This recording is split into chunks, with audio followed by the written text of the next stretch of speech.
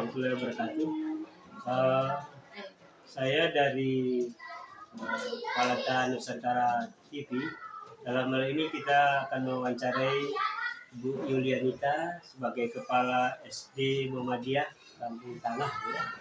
Nah, dalam ini kita minta gimana komentar beliau tentang bagaimana pengelolaan sekolah selama beliau menjadi pimpinan. Mungkin dalam ini Bu Nita, mungkin secara ini Bu Nita dipanggil Bu Nita ya. Jadi kami ingin tahu sebagai pimpinan, sebagai kepala sekolah, berapa jumlah siswa dan berapa jumlah guru, kemudian berapa rombel dan apa saja kegiatan yang dilakukan selama memimpin. Terima kasih. Assalamualaikum warahmatullahi wabarakatuh. Yang biasa sehari-hari dipanggil oleh kita.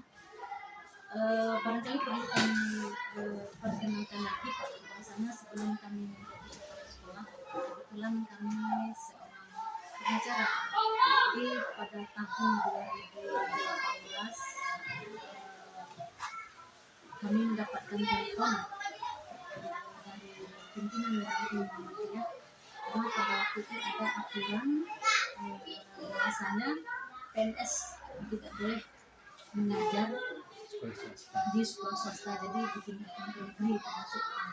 Di tahun berapa? Itu tahun 2019, awal tahun 2019. Dan kebetulan sebelumnya kami adalah ketua komite di sekolah.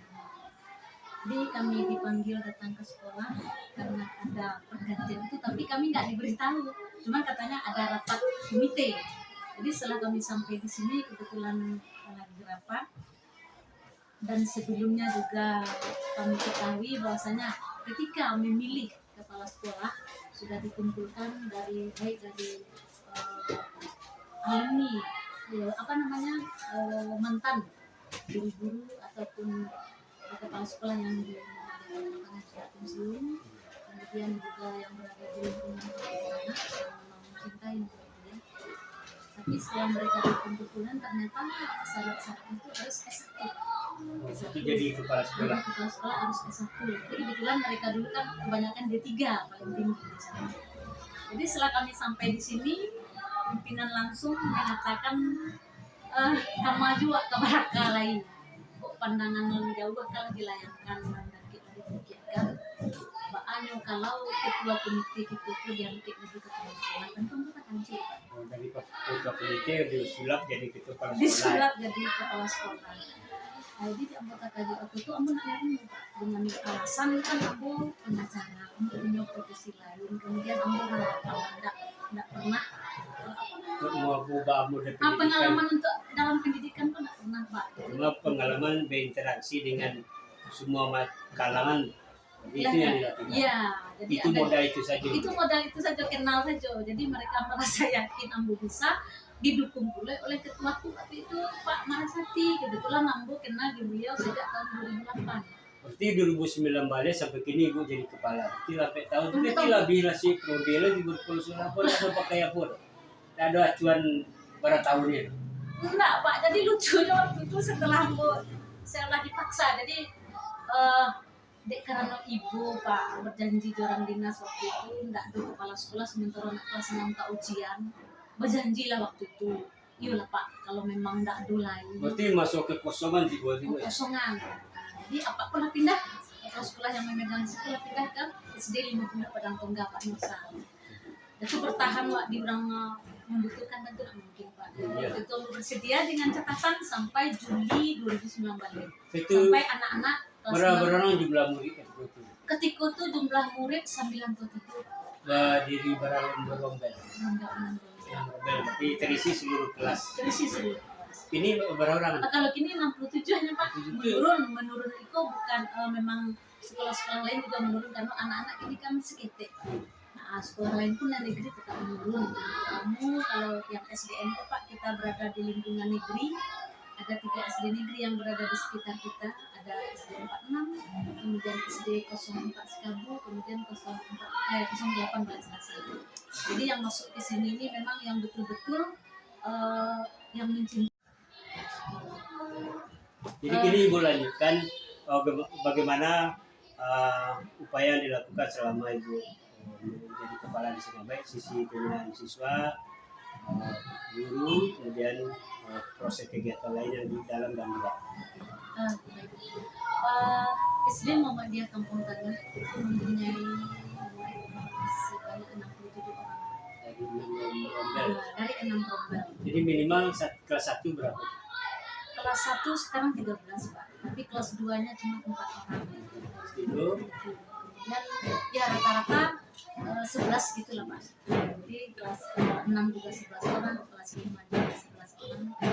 Jadi total semuanya itu 67 orang dengan jumlah guru di sini itu Pak 7 orang Pak. 7 orang ditambah 1 kepala sekolah ditambah 1 operator. Jadi kami 9 orang, kesemuanya perempuan. Jadi pembiayaan dari pembiayaan itu murni dari dana BOS. Dana lainnya? Dana lain dulu pernah Pak sebelum corona kita mencoba mengumpulkan dana dari masyarakat sekitar. Tapi karena kondisi waktu itu memang susah berhenti, jadi ada semacam perkumpulan arisan Pak, arisan di Simpang Ampek yang mereka pilih dengan SDN. Mereka mengumpulkan dana nanti disampaikan kepada kami sekali sebulan. Jadi barangkali kami menerima biaya itu sekitar 200 sampai 300 ribu ya, Pak. Per bulan. Jadi cara Ibu menyikapi memberikan gaji kepada pegawai dan guru itu batas. Ya, sebenarnya itu memang berat bagi kami untuk memanage keuangan yang hanya sekitar, misalnya ada dana BOS misalnya 16 juta Pak, kan ada periodenya, kadang-kadang ada yang tinggi sampai 28 juta, kan ada 3 tahap itu. Nah kalau udah kita menerima 16 juta itu Pak, 9 juta lebih itu saya alokasikan untuk membayar honor guru.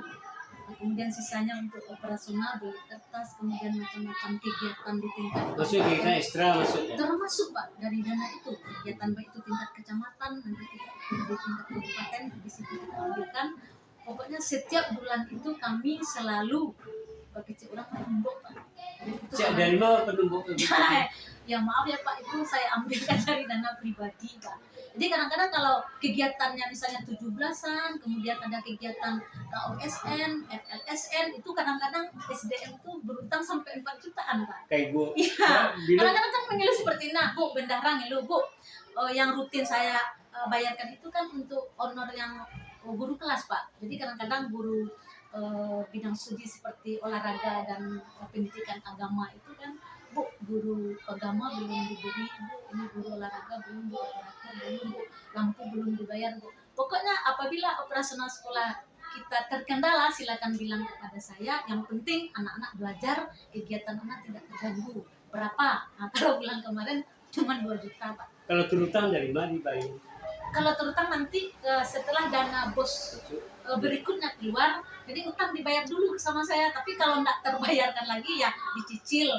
Berikutlah seterusnya Pak. Yang penting operasional lancar, anak-anak belajar, masalah utang ya silakanlah dalam catatan bendahara gitu Pak. Itu secara administrasi. Kalau secara itu peningkatan mutu sekolah termasuk ekstra itu apa saja kegiatan yang dilakukan?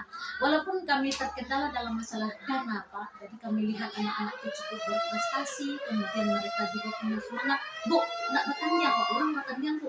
Bu SD Kusungan Tengnya main bola Bu, nak main bola Pak, main bola. Kemudian saya bilang sama guru olahraga, tolong dilatih anak kita main bola karena kita ikut main bertanding. Iya, futsal yang kemarin itu Pak. Pernah juara.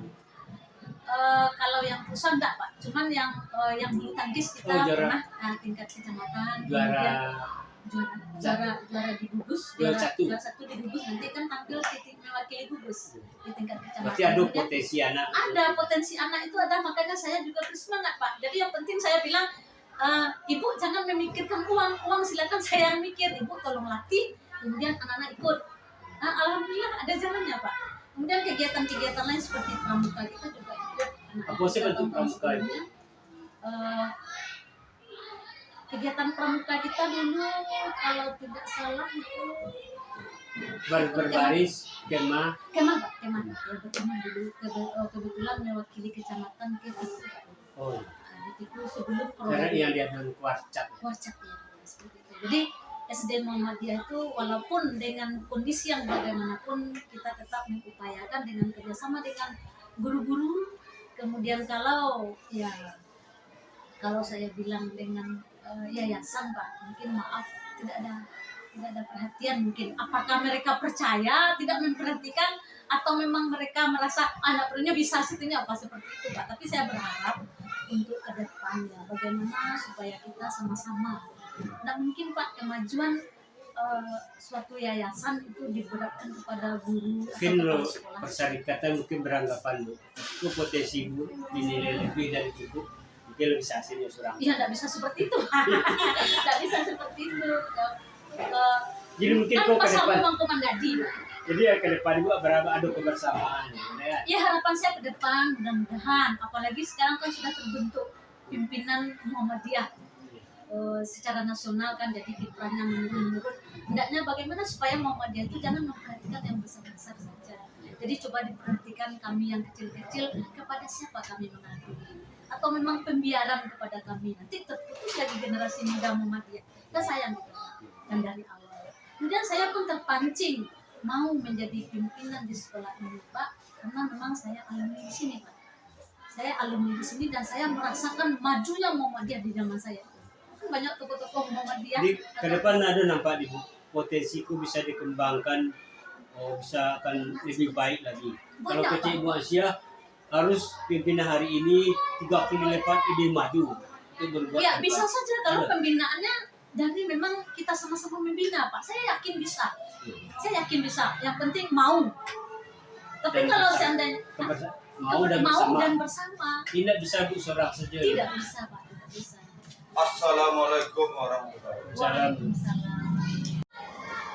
Ya dari berbagai permasalahan yang tadi kita dapat informasi dari Ibu Kepala Bu Indonesia, beliau untuk saat ini sudah melakukan cukup banyak kiprah kinerja sehingga dari kondisi COVID, sebelum COVID Ibu ya, sebelum COVID dengan serba keterbatasan, tapi beliau bisa dalam 4 tahun tetap eksis sekolah Bu ya, sekalipun dengan segala kekurangan dan keterbatasan.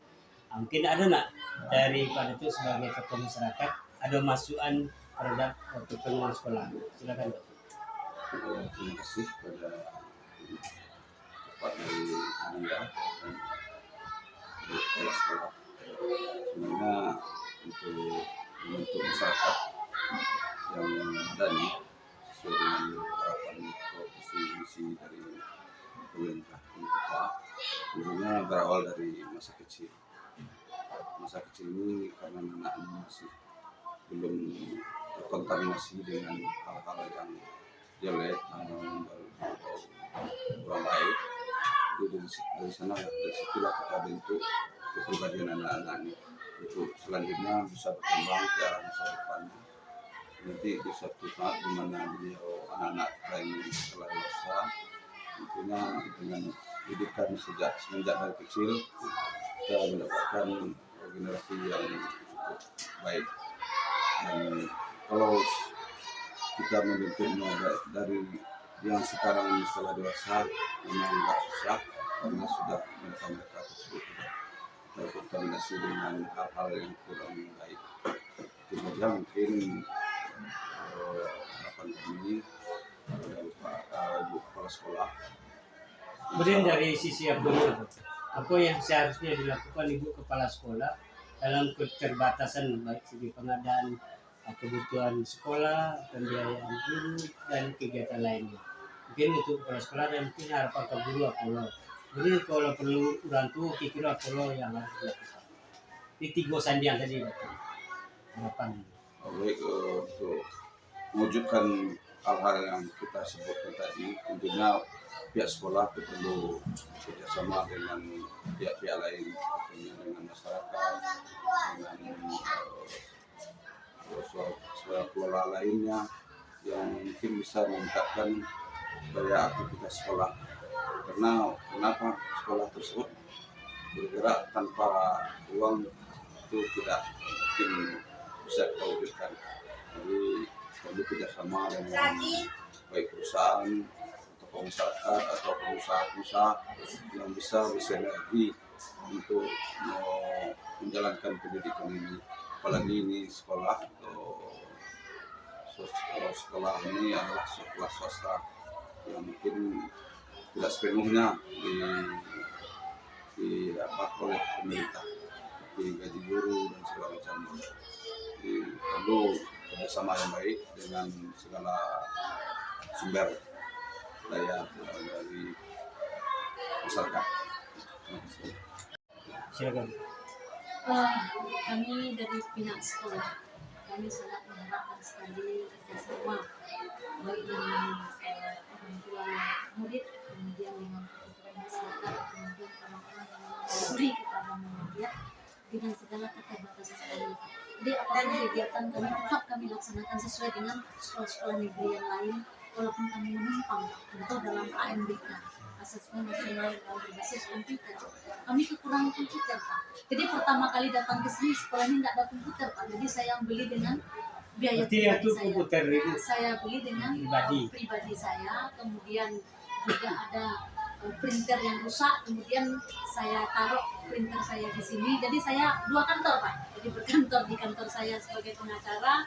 Kemudian juga di sekolah. Jadi kalau memang itu terjadi perbenturan kebutuhan, saya kadang-kadang datang ke sekolah malam-malam, Pak, karena siang hari kan dipakai libur saya. Jadi harapan kami mungkin kepada tokoh masyarakatnya dari Papua, silakan kami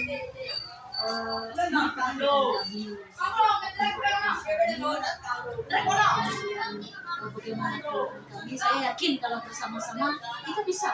Anak-anak itu berpotensi, mereka mau, Pak, mau dan bersemangat. Jadi semangatnya itulah yang membuat saya nyaman dan sudah meninggal 4 tahun.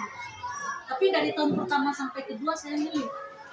Rasanya saya nggak sanggup. Rasanya apa saya bodoh ya saya mengurus yang seperti ini. Dan keluar ibu lah pernah ibu sampaikan ke wilayah Kepada ranting saya sudah sampaikan, Pak silakan, kita kan janji cuma 6 bulan sampai Juni. Sekarang tolonglah cari kepala sekolah yang definitif, yang memang mampu. Kalau saya kan juga istilahnya basambi, Pak. Jadi saya setiap hari datang ke sekolah. Kalau saya ada kegiatan di kantor saya sebagai pengacara itu hanya sampai jam 10 saya datang, Senin sampai Kamis. Tapi kalau Jumat sampai Sabtu itu saya full di sini. Jadi apapun keluhan dari guru saya terima. Kemudian bagaimana dengan anak-anak, kadang-kadang anak-anak itu nggak punya sepatu, Pak, kami cari. Nah, kemudian dia datang ke sekolah itu sering terlambat. Kenapa datang terlambat? Kalau memang masalahnya itu masalah dengan orang tua, artinya tidak dibangunkan, kami akan tegur. Tapi kalau masalahnya tidak berpakaian, kemudian dibully sama teman-teman karena sepatunya jelek, kemudian pakaiannya yang robek, nah, itu kami carikan solusi.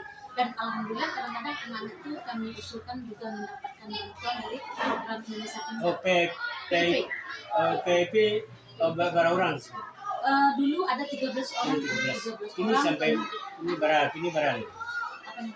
jumlah siswa yang dapat kartu Indonesia Pintar? Ada 13 orang. 13. Kemudian ada juga yang mendapat bantuan di luar seperti keluarga harapan itu kan juga. PKH. Jadi PKH.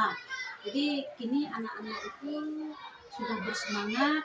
Kemudian dari segi pakaian kita sudah tertibkan, walaupun mungkin untuk beli seragam olahraga dengan pakaian batik itu, Pak, saya talangi dulu. Yang penting kita lihatkan kepada orang, jangan lihatkan kemiskinan kita kepada orang lain. Itu prinsipnya, Pak. Masalah rezeki Tuhan yang ngatur, yang penting kita ikhlaskan. Di harapan kami, alhamdulillah kita didatangi oleh tokoh masyarakat, Punya Muhammad dari Kampung Tengah. Bicarakanlah, Pak, carikan solusi bagaimana Muhammadiyah ini maju seperti tahun 80-an 90-an dulu. Berarti Muhammadiyah di tahun pertama pernah ada masuk kejayaan ini. Anak bisa mengembalikan kejayaan Bapak untuk kejayaan. Nanti itu masyarakat harapan itu. Terima kasih mengenai apa yang disampaikan di kepala sekolah tadi. Tentunya kami dari usulnya Mama dari tentunya mengapresiasi rencana-rencana tersebut. Intinya mungkin bisa kami bicarakan lebih lanjut. Memang apa yang disampaikan oleh beliau tadi, kalau dulunya memang Muhammadiyah di negara ini cukup berjaya, sesuai apa yang saya dapatkan dari paman saya atau mama saya yang dulu saya gantikan sebagai Pengurus Muhammadiyah. beliau tersebut adalah tokoh Tawalin dari Kampung Tengah ini dulunya, dan beliau adalah salah satu unsur dari Muhammadiyah yang saya dapatkan dan saya dengar dari beliau. Tentunya kami ini harapan ibu kepala sekolah bisa nanti kami bicarakan di tempat atau di wadah yang tepat nanti. Dan kami tidak bisa berpikir sendiri, menunjukkan sendiri tentunya kebersamaan sesuai apa yang kami sebutkan. Demikian hasil bincang kami dengan kedua tokoh Kampung Tengah dari anggota penguruskan Kampung Tengah, betul ya? Anggota perapatan dan dari Kampung Tengah. Kemudian dengan Ibu Yulianita sebagai kepala sekolah SD Muhammadiyah Kampung Tengah, Kecamatan Bubasu. Mudah-mudahan dari pembicaraan kita lakukan saat ini dapat memberikan rangsang kepada pihak lainnya sehingga ada terjadi pergerakan pertumbuhan pembinaan generasi menjadi lebih baik. Setidaknya program perserikatan Muhammadiyah berkemajuan itu dapat kita wujudkan setelah ini. Saya dari wawancara dari Pelantar Nusantara TV mengucapkan terima kasih banyak. Kemudian mohon maaf atas kesalahan. Assalamualaikum warahmatullahi wabarakatuh. Waalaikumsalam.